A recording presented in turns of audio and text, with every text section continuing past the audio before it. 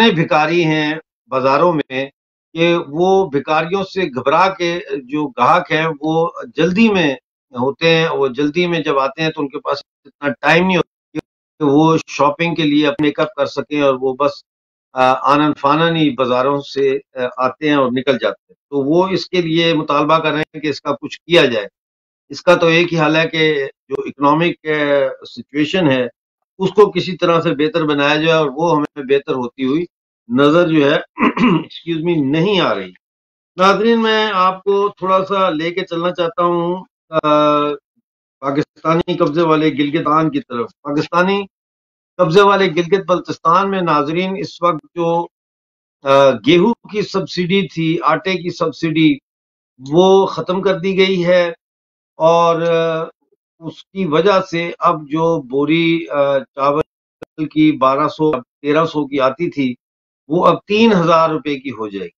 اس کے خلاف بہت زیادہ شور مچا ہوا ہے، اور یہ کوئی آج کی بات نہیں ہے۔ اگر آپ ایم اے ٹی وی کے ہمارے پروگرامز ماضی میں، تو پچھلے 2 سال سے ہم گلگت بلتستان میں آٹے کی قلت کے حوالے سے آپ کو جانکاریاں دیتے رہے۔ اسی سے ہمارے پاس 2014 ایک ویڈیو ہے جو میں چاہتا ہوں کہ آپ کو دکھائی جائے، جس میں گلگت بلتستان یونائٹڈ موومنٹ کے لیڈر ہیں منظور پروانہ، وہ تقریر کریں۔ اس میں آپ نوٹ کریں کہ ان کی باتیں اس وقت کی کیا ہیں اور آج جو میں آپ کو بتا رہا ہوں وہ کیا ہے۔ دیکھیے یہ ویڈیو۔ کریں گے ہر حال بنائیں گے۔ اب یہ نعرہ لگ رہا ہے میرے دوستوں کی طرف سے کہ ہم چھین کے لیں گے حق اپنا۔ 65 سالوں میں تو ہم نہیں لے سکے، چلو اچھی بات ہے کیا ایک چیز پیدا ہو رہی ہے۔ ہمیں یہ پہلے یہ سوچنا ہوگا کہ یہ گندم کی سبسڈی ہمارا حق ہے یا نہیں ہے۔ سب سے پہلی بات یہ ہے کہ یہ گلگت بلتستان کے لوگوں کا حق ہے یا نہیں ہے، یہ پنجاب کے لوگوں کا حق ہے یا نہیں ہے، بلوچستان کے لوگوں کا حق ہے یا نہیں ہے، سندھ کے لوگوں کا حق ہے یا نہیں ہے۔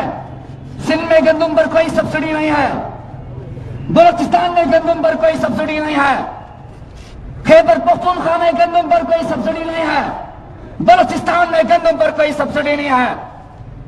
تو گلگت بلتستان کے اس نام نہاد صوبے کے عوام کا کس طرح بن گیا، یہ غور طلب بات ہے میرے دوستو۔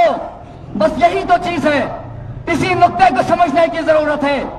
جب اس نقطے کو ہم اسٹیج سے بیان کرتے ہیں تو غدار پھیرتے ہیں، جب اسی نقطے کو کوئی اسلام آباد میں جا کے ایوانوں کے سامنے بولتے ہیں تو وفادار پھیرتے ہیں۔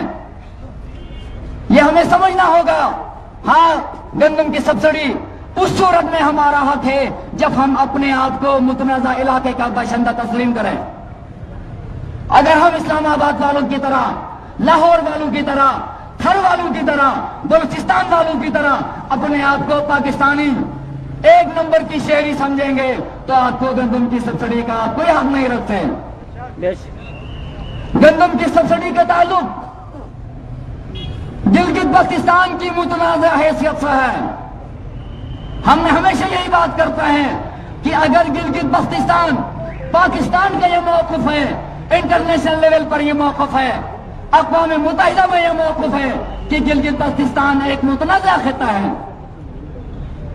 تو ہم پاکستان کو یہ نہیں کہتے ہیں، ہم کہتے ہیں ہاں ہم متنازع خطہ ہیں، تو کم سے کم متنازع خطے کے عوام کو جو حقوق حاصل ہے وہ حقوق تو دو۔ ہمیں زیادہ حقوق نہیں چاہیے، ہمیں متنازع خطے کے عوام کے حقوق چاہیے۔ اس چیز پر توجہ دینے کی ضرورت ہے۔ پاکستان چاہتے ہوئے بھی گلگت بلتستان کو اپنا حصہ نہیں بنا سکا، نہ پاکستان بنا سکے گا۔ میں چیلنج کے ساتھ کہتا ہوں اس اسٹیج سے، کیونکہ یہ کیس متنازع ہے۔ جب تک عدالت سے کوئی کیس کا حل نہیں آتا ہے اس وقت تک متنازع زمین پر کاش نہیں ہوتی، وہ زمین ترک ہوتا ہے۔ گلگت بلتستان پاکستان کے انتظامی کنٹرول میں ہے، تو پاکستان کی ذمہ داری ہے، یہ ذمہ داری اقوام متحدہ نے پاکستان کو دی ہے کہ وہ یہاں کے لوگوں کے جان و مال کی تحفظ کرے۔ لیکن پاکستان گلگت بلتستان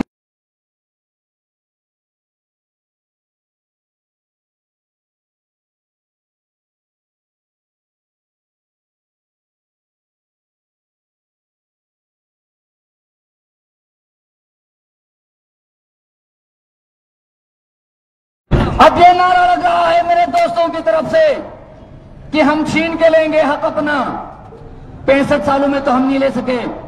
چلو اچھی بات ہے کیا ایک چیز پیدا ہو رہی ہے.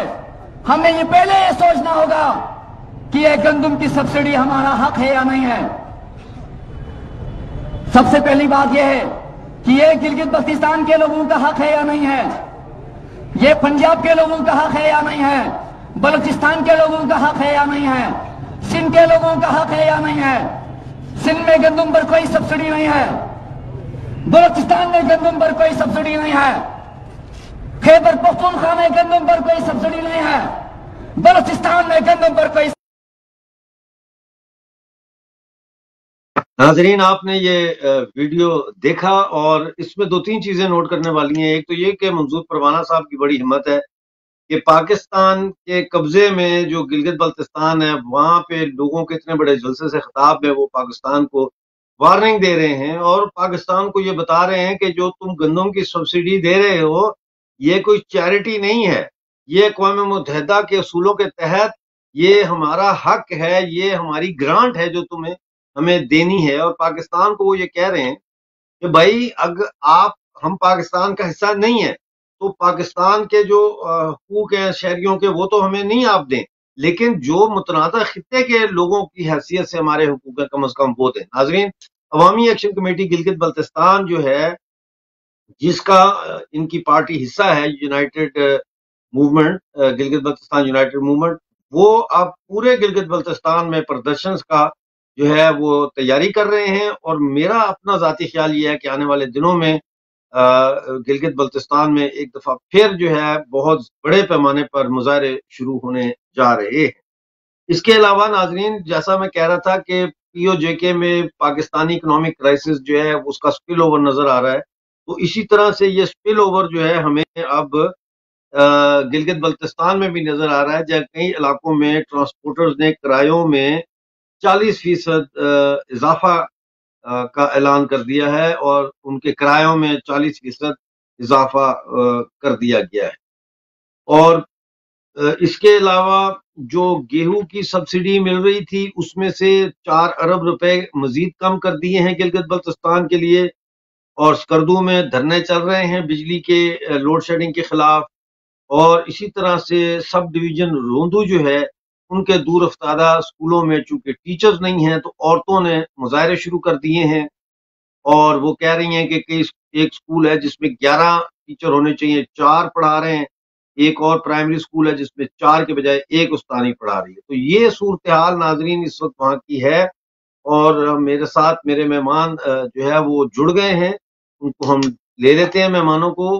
ہمارے مہمان جو اس وقت ہمارے ساتھ ہیں جناب للت امبردار جی دلی سے ہمارے ساتھ جڑ رہے ہیں. آپ کا بہت سواگت ہے، تھینک یو ویری مچ. آپ کا ویسے نام ہونا چاہیے lastminute.com کیونکہ آپ لاسٹ منٹ میں آپ کو ہم پکڑتے ہیں. اچھا دیکھیں، آپ نے یہ گلگت بلتستان کی تقریر بھی سنی اور آپ کا سر فخر سے بلند ہونا چاہیے کہ کیسے گلگت بلتستان کے لوگ وہاں کھڑے ہو کے کہہ رہے ہیں کہ ہم متنازع علاقہ ہیں، ہم پاکستان کا حصہ نہیں ہیں. لیکن مجھے یہ بتائیں کہ کشمیر کی وادی کے لوگوں کو کیا چورن کھلایا گیا ہے، کیا ان کے دماغ میں ڈالا گیا ہے کہ ایسا ٹوسٹڈ مائنڈ لگتا ہے بعض اوقات وادی کے کچھ لوگوں کا کہ وہ پاکستان زندہ باد کے نعرے لگاتے ہیں اور پھر سے دوبارہ یہ دہشت گردی کے واقعات شروع ہو رہے ہیں. آپ کیا کہنا چاہیں گے اس کے اوپر؟ سب سے پہلے تو گلگت بلتستان کے جو ہمارے لوگ ہیں وہاں پہ ان کو میری طرف سے سیلیوٹ. آپ کو اور اسٹرینتھ ملے، آپ کو اور طاقت ملے.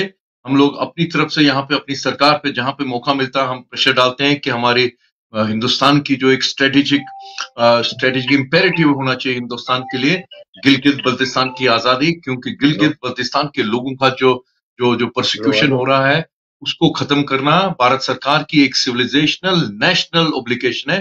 کیونکہ گلگت بلتستان کے لوگ ہندوستان کے باشندے ہیں، ان کی طرف ہم ہمیشہ جب بھی موقع ملتا ہے سرکار کا توجہ لاتے رہتے ہیں. میں امید کرتا ہوں کہ آنے والے دنوں میں بہت جلد گلگت بلتستان ہندوستان کا حصہ واپس بنے گا اور ہم لوگ اکٹھے ہو جائیں گے. جہاں تک کشمیر کا ہے، کشمیر کے یہاں پہ ان کو یہ جو وہابی سنی مغلی گٹی ہے نا، یہ سر سید نے جو شروع کی تھی یہاں پہ 1888 میں अभी तक खाए जा रहे हैं पूरे हिंदुस्तान के अंदर, उसी नशे में है, कश्मीर में भी वही नशा चल रहा है। लेटेस्ट तो उनका जो अब्दुल्ला परिवार है, उन्होंने जो कसर बची थी पूरी वो उन्होंने पूरी कर दी, ऐश कर दी उन्होंने। तो जम्मू कश्मीर को अपनी सल्तनत बना के रखा था, शेखडम बना के रखा हुआ था, और जो गरीब तबके के मुसलमान थे उनको ये जिहाद और पाकिस्तान से रिश्ता ख्याल ला इलाहा इल्लल्लाह के उनको ये अफीम पिलाते रहे। मरता गरीब मुसलमान परिवार का बेटा है वो जिहाद के नाम हो जाता है। अब्दुल्लाज का, मुफ्तीज का, ये जो सैयद का, ये जो इसके हुर्रियत वाले हैं, उनका कोई भी जिहाद में नहीं मारा जाता। उनके बच्चे, लड़के लड़कियां ऐश करते हैं पूरे हिंदुस्तान के दूसरे शहरों में और अमेरिका और दूसरे मुल्कों में। मरता है गरीब मुसलमान का बेटा अल्लाह के नाम पे, इस्लाम के नाम पे, मोहम्मद के नाम पे, उनको वर्गलाया जा रहा है। बड़ी ये जो वही जो सीरिया में हो रहा है, अफगानिस्तान में हो रहा है, सब कुछ हो रहा है। ये जो वहां भी सुन्नी जो है ना, ये जो जिहाद की जो मुसीबत है आज की तारीख में, अगर दुनिया में इंसानियत को कोई खतरा है तो ये वहां भी सुन्नी जहालत है। और जब तक इस्लाम के अंदर अपने आप अंदरूनी रिफॉर्म्स नहीं आएंगे, मैं समझता हूं कि दुनिया को झेलना पड़ेगा, इनसे टक्कर लेनी पड़ेगी, इनको चैलेंज, इनको जो है उनको चैलेंज करते रहना पड़ेगा। तो कश्मीर के हवाले से तो हाँ जी, बोलिए बोलिए। जी जी जी नहीं, तो फिर ये जो है, ये तो फिर हमारे कश्मीर के ये लोग तो विलन का रोल अदा कर रहे हैं ना। देखें, ये हीरो का रोल तो अदा नहीं कर रहे, ये तो हमारे विलन है। ये तो हमारे अंदर फिफ्थ कॉलमिस्ट बैठे हुए हैं, और इसको हम इसमें बहुत बड़ा जो इसका जिम्मेदारी देखें, जिम्मेदारी जो बनती है वो तो मुसलमान कम्युनिटी की बनती है ना। वादी के अंदर अगर कोई कश्मीरी पंडित टारगेट होता है, या हिंदुओं के खिलाफ कोई प्रदर्शन होता है, या हिंदुओं के खिलाफ कोई एक्शन लिया जाता है इन जिहादियों की तरफ से, तो जो साइलेंट मेजॉरिटी है मुसलमानों की, उसको अब साइलेंस अपनी तोड़नी पड़ेगी, बाहर आना पड़ेगा। क्या समझते हैं आप? नहीं अमजद सर, वहां पे कश्मीर के हालात डिफरेंट है। मैंने जैसे बोला है, ये वहाबी सुन्नी मुसीबत जो है आज की तारीख में कश्मीर में, जो एक सेन आवाजें हैं, जो एक नेशनलिस्ट इंडियन आवाज है, वो बहुत कम है, बहुत कम है, और जो है वो भी डर के मारे बाहर नहीं आती। लेकिन जो देखिए, हमारे साथ अगर याना मीर जुड़ गई हैं तो याना मीर को भी ले लेते हैं, वो भी एक सेन आवाज है जम्मू कश्मीर की। याना जी, आपका बहुत स्वागत है, थैंक यू वेरी मच। आप जुड़ी हैं हमारे साथ, बांस डाल लें आप कानों में ये, अगर डालना है कुछ। आवाज आ रही है आपको मेरी? जी, मुझे आवाज आ रही है। अच्छा, चलें, ठीक है। मैं ये बात ललित भाई से कर रहा हूं कि भाई, ये जो लोग कश्मीर के अंदर जो जिहाद को सपोर्ट कर रहे हैं, और जो मतलब है कि कश्मीरी पंडितों के खिलाफ जो कुछ होते हैं और कश्मीर में पाकिस्तान का झंडा लेके आते हैं, ये तो हमारे हीरो नहीं हो सकते, ये तो हमारे विलन हैं। तो हमारे विलन है, तो ये कह रहे हैं ललित जी के, और मैंने कहा कि साइलेंट मेजॉरिटी को, मुसलमान साइलेंट मेजॉरिटी को बाहर आना चाहिए, जुलूस निकालने चाहिए इनके खिलाफ। तो वो कह रहे हैं कि नहीं, यहाँ पे खौफ और राज की सूरत हाल है, और एक कुछ जो सेन हैं, जो समझदार हैं कश्मीरी, जो हिंदुस्तान को अपना वतन समझते हैं, वो खौफजदा हैं। तो आप तो मुझे ऐसी नहीं लगती हैं कि जो खौफजदा हो। तो क्या कहेंगी इस बारे में आप?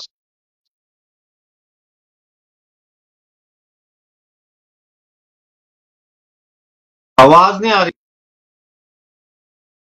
यहाँ जी, आपकी आवाज नहीं आ रही।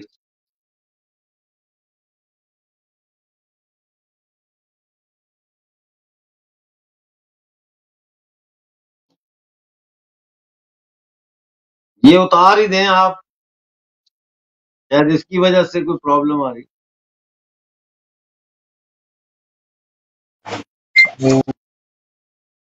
नहीं, मेरे ख्याल है उनकी आवाज नहीं आ रही। तो बहरहाल जब उनकी आवाज आएगी तो उनको हम ले लेंगे।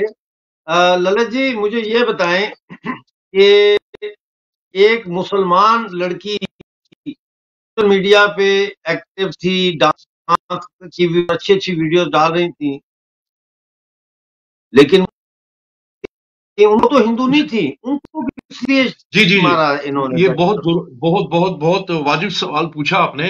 अक्सर यहाँ पे कोशिश की जा रही है कश्मीर जिहाद को सेकुलराइज करने की, और हवाला देते हैं कि भाई अमरीन भट्ट को भी मारा था। देखिए अमरीन भट्ट कौन थी? वो कलाकार थी, एक अदाकारा थी, गाना गाती थी और टेलीविजन पे काम करती थी और बहुत खूबसूरत आवाज थी उनकी, बड़ी मॉडर्न। उन्होंने अभी जो एक गाना मैंने सुना, ममिए हार्ट हस गॉन दम, नो उन्होंने बिल्कुल उससे हल्की सी मूवमेंट करके उस गाने को गाया। अगर 40 साल पहले कश्मीर में यही गाना गाया होता, वो मुसलमान अमरीन होती तो वो यूं करके गाते ममिए हार्ट हस गॉन दम।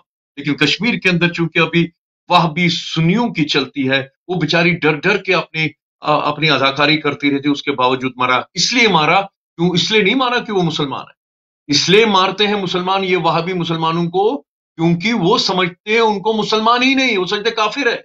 अगर आपको याद हो, अफगानिस्तान में जब तालिबान आए थे तो कुछ दिनों के बाद वहां पे उनका एक मशहूर अदाकार नजर महमूद, कॉमेडियन एक्टर, उसको घर से अगवा किया तालिबान ने, दूसरे दिन उसको पेड़ से लटका के मार दिया। इसलिए नहीं कि वो मुसलमान था, इसलिए कि उसको वो काफिर मानते हैं क्योंकि वो मौसीकी के साथ, वो कलाकारी के साथ जुड़ा हुआ है। तो जिस दिन ये अमरीन का कत्ल हुआ, उसके दूसरे दिन, सर आप क्या बोलूं मैं आपको, कश्मीर की एक यंग अपने आप को जर्नलिस्ट बोलने वाली मोहतरमा टेलीविजन में आके, नेशनल टेलीविजन में आके बोलती है हाँ ये गलत हुआ, लेकिन हमारे कुरान में ना जो मौसीकी है वो बैन है। So she was justifying the killing of Amreen. और ये भी आपको बताना चाहता हूं, जितने मेरे हीरो हैं वहां पे, जो मुदस्सर अभी एक जम्मू कश्मीर पुलिस का ऑफिसर मारा गया, स्मार्ट नेशनलिस्ट, उसको आप देखोगे ना, कोई भी बॉलीवुड के हीरो से ज्यादा उसकी चाल है और बोलने का अंदाज है, यहां से राष्ट्रभक्ति उसके दिल से आ रही थी, मार दिया उसको। लेफ्टिनेंट फयाज मेरा हीरो है, जाकि मैं बार बार बोलता हूं, हिंदुस्तान में मुसलमान भी औरंगजेब को इतनी नफरत करते हैं अक्सर लोग, हालांकि टेलीविजन में उनके जो नुमाइंदे उसको रहमतुल्लाह बोलते हैं औरंगजेब को, लेकिन आम मुसलमान अपने बेटे का नाम औरंगजेब नहीं रखता। मैंने आज तक हाल ही 1 और 2 औरंगजेब देखे हैं आज तक हिंदुस्तान के अंदर।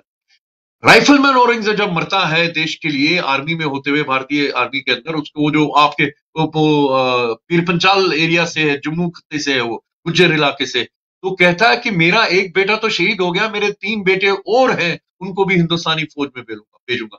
ऐसे लोग कम हैं, लेकिन मुझे फख्र है कि कश्मीर के अंदर ऐसे लोग हैं। लेकिन जो ज्यादातर हैं वो वही है पाकिस्तान से रिश्ता क्या, ला इलाहा इल्लल्लाह, और उनको वही जो तालिबान, ये जब तालिबान काबुल में आए थे, महबूबा मुफ्ती ने उनका इस्तेकबाल किया, फारूक अब्दुल्ला ने उनका इस्तेकबाल किया, हिंदुस्तान के सारे मुसलमान जो लीडर है उन्होंने देखते हैं हमको हमारी आवाज आ रही है कि नहीं। याना जी आवाज आ रही है? आज जब तक आवाज आएगी बताना चाहता हूं, आज एक स्कूल की टीचर रजनी बाला, आपने पता है सुना कि नहीं, कुलगाम में उसको स्कूल के अंदर कत्ल कर दिया गया। ये आप सुन सकते हैं, स्कूल के अंदर बच्चों के सामने उनकी शहादत होती है क्योंकि वो हिंदू है।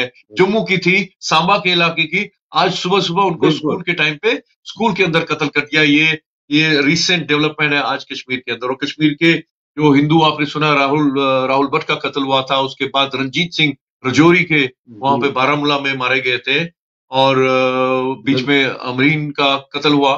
तो जो भी वहाबी नहीं है उसका तो वो वहां पे उसकी जगह नहीं है, और उनके लिए तो ये हिंदू तो खैर डबल उनके लिए विक्टिम्स हैं, क्योंकि वो तो हिंदू भी हैं और खासकर और हिंदुस्तानी भी है। अब मुसलमान जो किसी भी तरीके से हिंदुस्तान से जुड़ा हुआ या किसी अदाकारी से जुड़ा हुआ, मौसीकी से जुड़ा हुआ, वो उनका दुश्मन है, उसको भी वो काफिर मानते हैं, जो हर जगह होता है। जैसे मैंने अफगानिस्तान में बोला, नजर महमूद को तालिबानों ने 2 दिन आने के बाद ही उसको कत्ल कर दिया। बिल्कुल सही कह रहे हैं आप। और इसी के साथ हमारे आज के प्रोग्राम का वक्त खत्म होता है। नाज़रीन, असल में ललित जी और याना मीर जी हमारे साथ प्रोग्राम शुरू होने के बाद जुड़ने की वजह से जो है कुछ टेक्निकल प्रॉब्लम्स आ जाती हैं यहाँ स्टूडियोज में, तो इसीलिए हमारी कोशिश होती है कि मेहमानों को हम 5 मिनट पहले जो है वो ऑन एयर ले लें। बहरहाल आपने बहुत महत्वपूर्ण गुफ्तगू सुनी है आज ललित अंबरदार जी की, और मुझे उम्मीद है कि जो हमने जानकारियां आपको POJB और POG हैं उनसे आपको जो है असल हकीकत के समझने में भी आसानी मिली होगी। थर्सडे तक ये मुझे इजाजत दें, 6:30 बजे लंदन टाइम आपसे दोबारा मुलाकात होगी। जय हिंद।